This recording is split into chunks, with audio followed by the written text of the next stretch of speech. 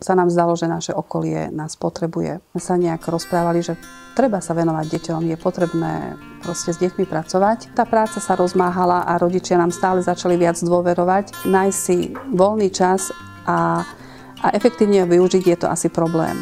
Mnohé deti sú pri počítačoch, mnohé deti proste nemajú takéto príležitosti byť v nejakom kolektíve, prídu domov zo školy, to je prvé, že shodia tašku, sadnú si za počítač alebo pred televízor. Rodičia sú vyťažení, vieme, že v akej dobe žijeme. Našou prácou verím, že vedieme deti a mladých ľudí k samostatnosti a k tomu, že sa vedia rozhodovať sami za seba a vedia rozmýšľať naozaj aj o dôsledkoch, ktoré prinášajú ich rozhodnutia a ich skutky.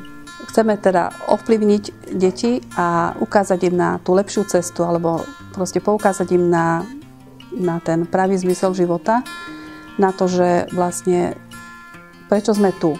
Ako určite v našich programoch, na našich aktivitách je téma odpúšťania, alebo proste mnohé deti majú problém so sebahodnotením, že proste majú nízke sebavedomie, alebo a z toho sa potom vyplývajú z toho rôzne iné veci, keď niekto nemá sebahodnotu, alebo neváži si sám seba, neváži si druhých a upadávajú potom do rôznych závislostí. V živote ma títo ľudia určite posunuli niekde vpred, cez rôzne tábory organizované aj mimo IMKY alebo Resetu. Formou hier, formou rôznych diskusí ich vedieme k tomu, aby si uvedomili, že vlastne prečo sú tu a aby dokázali žiť taký plnohodnotný a lepší život. Zameriavame sa hlavne na pravidelnú a systematickú prácu, čiže je to práca v kluboch. Máme nízkoprahové kluby, máme záujmové kluby a tiež počas letných a zimných prázdnin organizujeme letné a zimné tábory, lyžovačky. Moji rodičia sa tešia, lebo aspoň raz v týždni idem von. Takže keď deti prídu do klubov, tak väčšinou dávame im aj voľný priestor, aby sa tu našli. Vedúcich vedieme k tomu, aby sa s deťmi veľa rozprávali, aby si vytvárali s nimi vzťahy. Piatok večer je prime time a treba ho využiť proste, keď už nie je škola. A myslím si, že Reset je dobré miesto na to byť sociálnym. Zažijú lásku, zažijú prijatie a je to niečo úžasné, čo tie deti môžu zažiť. Samozrejme tým starším, proste, keď prídu večer do tých klubov nízkoprahové, ponúkame takisto šport, ponúkame im rôzne spoločenské hry, posedenie. Niektorí mladí ľudia sa nechcú vôbec baviť, proste chcú len ticho sedieť, tak ich necháme. Ale sú mladí ľudia, ktorí naozaj sa veľmi radi rozprávajú a že je to veľmi dobrá cesta k tomu, aby sme tie deti viedli k tomu lepšiemu životu a práve cez rozhovory, cez vzťahy, ale vedieme ich k pravidlám.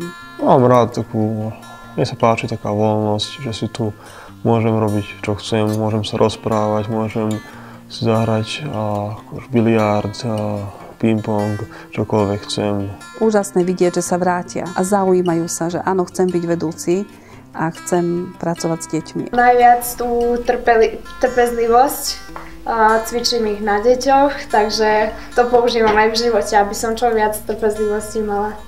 Viac som sa naučila napríklad zaoberať sa takto s deťmi, venovať sa im. Ako komunikovať s deťmi lepšie Tak mám malého brata a napríklad veľa vecí, čo som sa naučila tunak, tak zvyknem sa s ním tiež hrávať alebo tak učiť ho o takých veciach. Myslím si, že som sa stal sociálnejší, komunikatívnejší vzhľadom na to, že mám tendenciu byť introvertom a potrebujem dlhšiu dobu, aby som sa s niekým zblížil a toto je dobré miesto. To, že treba. Proste sme motivovaní láskou a tým, že vlastne chceme deťom rozdávať tú lásku. Aj jedno motto je naše také, že čím viac lásky rozdávaš, tak tým viac lásky prijímaš. Chceme, aby deti našli tú lepšiu cestu vo svojom živote. A to je našim cieľom, aby možno neboli závislí, aby proste sa dokázali v živote realizovať ako zdravé proste osobnosti. A väčšina z našich vedúcich sú aj kresťania a preto našim cieľom je naozaj deťom poukázať na ten život lepší a a na ten, čo proste dáva zmysel. To, že som cítil úprimnosť z vedúcich a to, že oni to myslia naozaj a že nás berú, povedal by som, ako priateľov, tak som to pocítil už dokonca v tom veku, že mám medzi nimi priateľov a vzory. Poviem to z tej osobnej stránky. Ja to robím hlavne preto, lebo aj mne sa takto kedysi osobne venovali a viem, že to zmenilo môj život. Preto vidím zmysel v tom, ak aj ja to podávam ďalej a meníme túto spoločnosť k lepšiemu.